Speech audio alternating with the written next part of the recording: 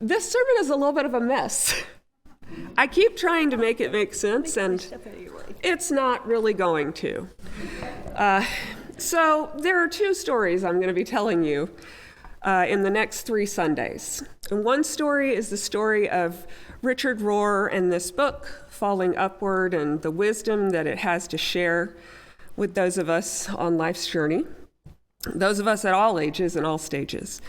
And the second story that I'm going to tell you, maybe mostly this Sunday, but I don't know, is a story of the fact that I keep seeming to be having a religious experience. You're a minister, Kris Cervantes. And I don't know why those words feel very shocking to me or why I want to laugh nervously when I say them, except that, of course, I know why I want to laugh nervously. Who says that? I'm having a religious experience. Because I'm wondering, am I a little crazy? What if this experience that feels so real and true and tender and right and transforming is just a momentary illusion of happiness? What if everybody already knows this and I'm getting to the party late? That's a fear I have. I don't really care. I still want to come to the party. But, it's just another lesson in humility, right? To be late to your own party. Well, so what am I talking about? Let's start here. I was raised Unitarian Universalist, and unlike most, if not all, of the Christians that I know who were raised with a very embedded church and grandma-enforced belief in the depravity of humankind as its basic state, I wasn't raised that way. I was raised by liberal hippies with a fierce, optimistic humanism that believed in the inherent goodness of people and in their desire also to do the right thing. Eventually, maybe with some arm twisting. I grew up watching Star Trek: The Next Generation with my dad, a show where, as far as you can tell from watching it, it's a society where no one needs money, where healthcare is free and universal and miraculous, and creativity and ethics are rewarded. For every post-apocalyptic hellscape I roamed in my adolescent reading, there was a counterbalanced tale of terraforming Mars, or at least the promise of a gritty tomorrow among the stars for humanity. For me, the trigger event that began to change that embedded theology was the election of 2016. Yeah, I know, it's not news. I figure a few of you may have been facing some real questions about the inherent worth and dignity of humanity since then, just like me. It wasn't just the new president's incessant wheezing narcissism or the unplumbable depths of the stupid, petty, evil banality. In fact, that person, Trump, I'll be very clear, because I'm not telling you who to vote for. I believe that he is just another pathetic, distasteful old man, deserving of a comfortable prison and nothing more until a pathetic and whining death. Horrid, but just one more horror. That's not what killed my faith in humanity, guys. And it's not what killed yours either, if you're also wondering if it's there. What caused the real destruction was the fact that so many people here and around the world support the hate, the fear, the bigotry, the denial of truth, the arrogance that's just embodied in Trump. For those of us who are seeking justice and who want to live in love and courage instead of fear. And so none of this is news to a lot of people I know. They're like, of course humans are terrible. My husband has always believed that humans are idiots, just destined to plunge lemming-like over one cliff or another. So lucky him, I guess. And I also know that like my privilege has protected me my whole life from these hard realities. And I take full ownership of that. I mean, I don't think that election or the horrors that have followed were any surprise to people of color in general in this country, or to marginalized populations of other kinds. And so I know that I have been protected by privilege, and I also have had this dawning realization that we are all truly screwed. Climate change, for one thing, doesn't allow you to be protected by the color of your skin. And for me, this has been the slow, painful death of my most fundamental beliefs about the world. I have lost one of the oldest sources of hope I've ever known. The past years have been difficult. You've traveled them with me, and I'm so grateful for your company. The mythology that I grew up had nothing to do with gardens and apples and crosses. My mythology said humans made this world and all these messes. We can and will fix them. Okay, I'm going to tell you about Richard Rohr now. Richard Rohr is a Franciscan brother, friar. The book is Falling Upward, A Spirituality for the Two Halves of Life. I'll just give you a nice little picture of him here. See, I mean, I saw lots of pictures of him, but then I was like, oh, but there's a dog in this one. It's proof that he's a good person. Dogs like him. Seriously, he is a good person. He was born in 1943 in Topeka, Kansas. He entered the priesthood as, a novice or whatever you call it, I can't remember, for dudes, in 1961, barely just a baby, 18 years old, and he became a full Franciscan brother in 1970. He came to the full priesthood. And ever since then, he has been writing and talking and thinking and traveling and talking to other people. He's written more than 30 books. This is just one. He's still alive, still writing, still running the Center for Action and Contemplation, which is a school and retreat center he founded in New Mexico that you can go to and attend classes in action and contemplation. He has always been a friend to, not always, I don't know, but certainly for as long as I have been reading about him, a friend to the LGBTQ community. He came out in 2000, well before most Catholics were comfortable coming out and saying that he did believe that marriage was a civil right that everyone should have access to, and that same-sex couples had the same obligations in marriage as anyone else to build a healthy and fruitful relationship based on love and faith. I mean, what's not to like? I like him. So, Richard Rohr writes this: a journey into the second half of life awaits us all. Not everybody gets there, even though all of us get older, and some of us get older than others. A further journey is a well-kept secret for some reason. Many people do not even know there is one.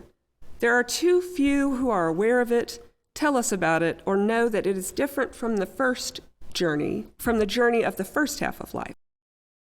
We know about this further journey from the clear and inviting voices of others who have been there, from the sacred and secular texts that invite us, from our own observations of people who have entered this new phase of territory, and of course, we know about this further journey, sadly, from those who never make it. The further journey usually appears like a seductive invitation and a kind of promise or a hope. We're summoned to it. We're not commanded to go. Perhaps because each of us has to go on this path freely, with all the messy and raw material of our own lives. But we don't have to do it. And we don't have to do it alone. Whether we find our true self depends in large part on the moments of time we are each allotted and the moments of freedom that we each receive and choose during that time. Life is indeed momentous, created by accumulated moments in which the deeper I is slowly revealed if we look and are ready to see it. Holding our inner blueprint, which you might call our soul, and returning it humbly to the world and to goodness by love and service is indeed of ultimate concern. Each thing and every person must act out its nature fully at whatever cost. Do you hear that? Whatever cost. It is our life's purpose and the deepest meaning of natural law. He goes on to talk about the two halves of life. The first half of life is to build a strong container or identity for ourselves. And the second is to figure out what contents that container is supposed to hold. You might say you're building the boat that you will venture out onto the sea in, but you're not sure where you'll end up. The second task of life, yes, finding the contents. The first task, we take that for granted. We are a first half of life culture, largely concerned with surviving successfully. This is Rohr's words. Most cultures and individuals across history have been situated in the first half of their own development up to now because perhaps it's all they've had time for. We all try to do what seems like the task that life first hands us. Establish an identity, a home, relationships, friends, community, security. Build a proper platform for this, our only life. But it takes us much longer to discover the task within the task, what we are really doing when we are doing what we are doing. That sounds like something Thich Nhat Hanh would say to you as you are washing the dishes. Thank you. So, it's when we start to pay attention to that, to how we're doing what we're doing. And when we begin to seek integrity in that task of what we're doing as we do it, that we begin to move from the first to the second half of our own lives. Integrity largely has to do with purifying our intentions and growing honest about our actual motives, self-honesty. It is hard work, and most often we don't pay attention to that inner task until we've had some kind of fall or failure in our outer tasks. So, last note quickly. When I say that you will enter the second half of life, he writes, I don't mean it in a chronological sense. Some young people, especially those who have learned from early suffering, are already there, and some older folks are still quite childish. None of us go into maturity of our own accord or by a totally free choice. We are led by mystery, which religious people rightly call grace. Most of us have to be cajoled or seduced into it, or we must fall into it by some kind of transgression, by a loss. Setting out is always a leap of faith, a risk in the deepest sense of the term, and yet an adventure, too. The familial and the habitual, they are so falsely reassuring to us. And most of us make our homes there permanently. Those are his words. But I will say to you this. Many people I talk to here and in my life, we are lucky. We have established our homes. And yet we still find a lack, if I'm not wrong. We see the container and it's good, but it's empty. Someone has to make it clear to us that homes are not meant to only be lived in, but also to be moved out from. After I began to lose my faith in humanity in November of 2016, I had several other losses. I lost my father in 2018. That was one of the deepest sources of safety and feeling love that I ever had. And so that was a very hard time. And I still think about him every single day, even though it's been more than 4 years. My mother died in 2020. and had different things to teach me about loss. She died after a long, long time with dementia. That's a different sermon. I lost my home church. It was secretly expected, of course. Anytime you go to work for your home church, all your friends and mentors will immediately tell you what a terrible idea it is and that it will end badly. And it turns out they're right, which I kind of knew. It turned out to be a good thing for me. I would not be here without it. And part of my journey has been the healing and the love that I've experienced in this congregation, that I have hopefully given to you and that you have returned to me 1,000-fold. I will say, I mentioned climate catastrophe. It's one of those other things that has kind of been wearing away at my belief in human efficacy. I think I read Silent Spring by Rachel Carson when I was 15 or 12 or something stupid young. And then I spent the next 5 years terrified of acid rain until I realized it was the 80s and we had now moved on to different forms of horror like nuclear proliferation. Then I was scared about that. And now at this point, I apologize to our environment. I am super sorry. We have killed so many things. It is a litany of sin. But at this point, like all other organisms, I have become worried about surviving the decline of my own civilization. I don't think that's anytime soon, by the way. This is not catastrophizing. Hundreds of years, but still, I worry. The environment will recover once we've stopped abusing it. And I don't know that I feel too sad about the thought of us stopping abusing it, so I guess I'll just stop there. And now I want to tell you about one other thing, and then I'm going to stop talking. There's a philosopher named Paul Rohr. I've talked about him before up here.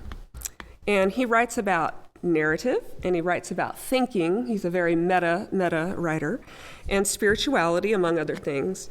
And he suggests that humans are born into a state of innocence, and in our young life, Rohr says that we are in our first naivete, in which we believe what is told to us by our parents. God is real, Santa Claus is real, this is how things work. And then if they say God is good all the time, we accept that alongside Santa, America, our all-knowing parents. And at some point we enter the wilderness, Rohr says, the time when reality intrudes on our embedded beliefs, and we enter this stage of questioning and deconstruction. If God is good all the time, how did that terrible driving accident happen that killed my friend? And how does Santa deliver presents all around the world? I think I've mentioned that. So some of us stay in that wilderness for the rest of our lives. UU congregations often contain wilderness wanderers. Sometimes we are angry. Sometimes we are resigned. Sometimes we have found all kinds of ways through, because being in the wilderness means intimacy with the stages of grief, right down to acceptance.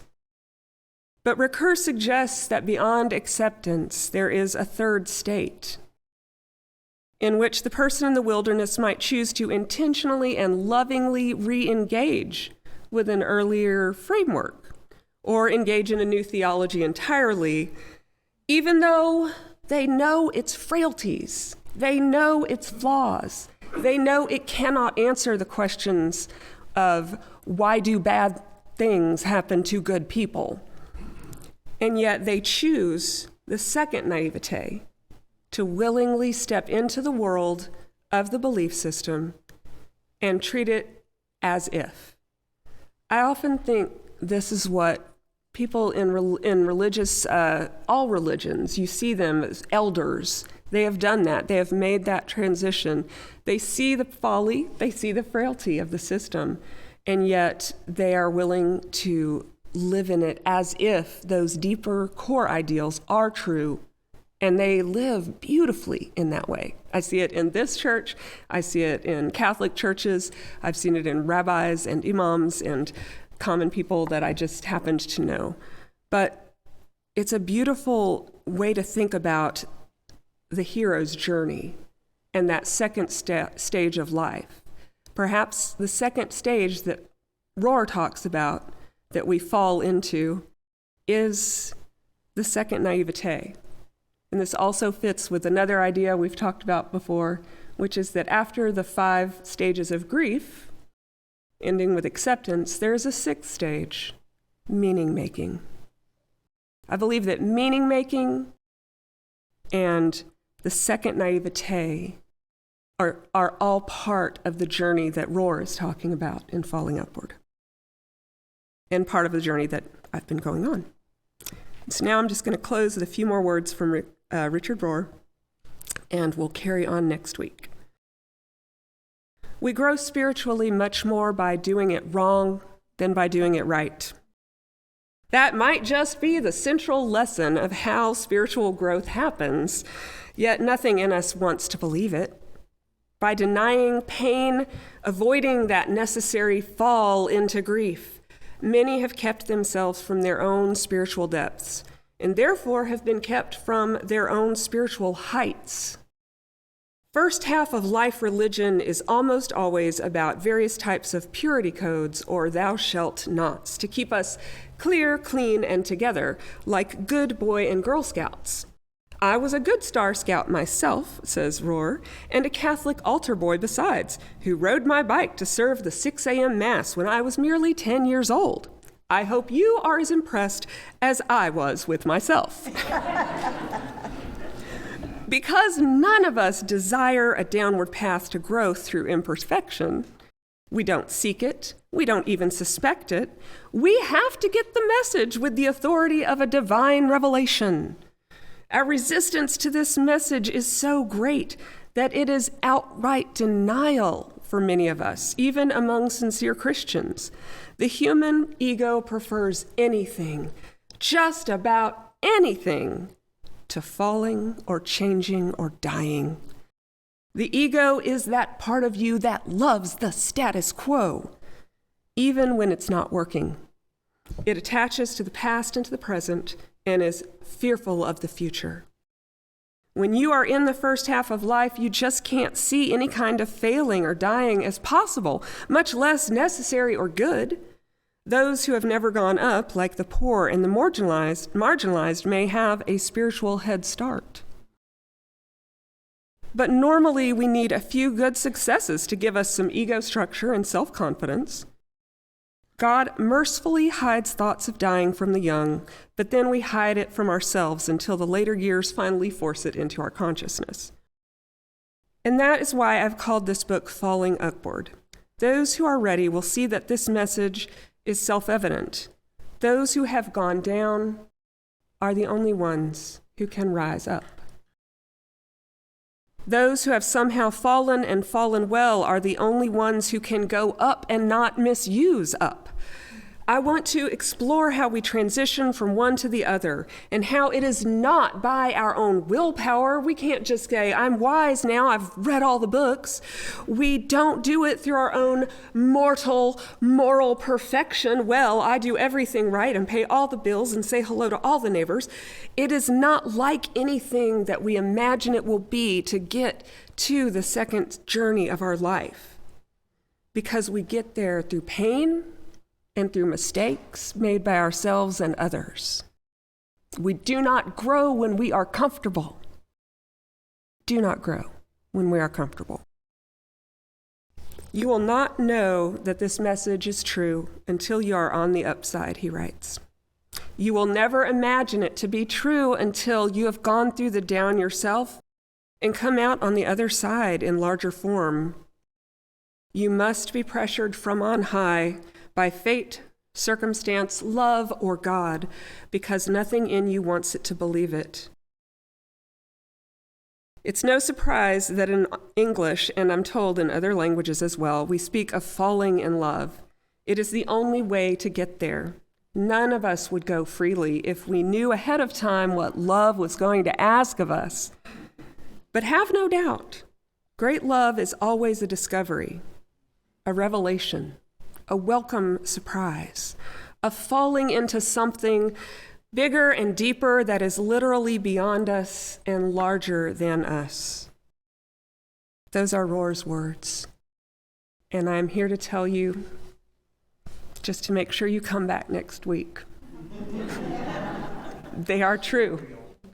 I have had a wellspring of joy begin to bubble up in me. It's irrational. It's silly. It's faithful. It's ridiculous. I didn't expect it. But it's here, and I don't know what to do except to share it. Amen.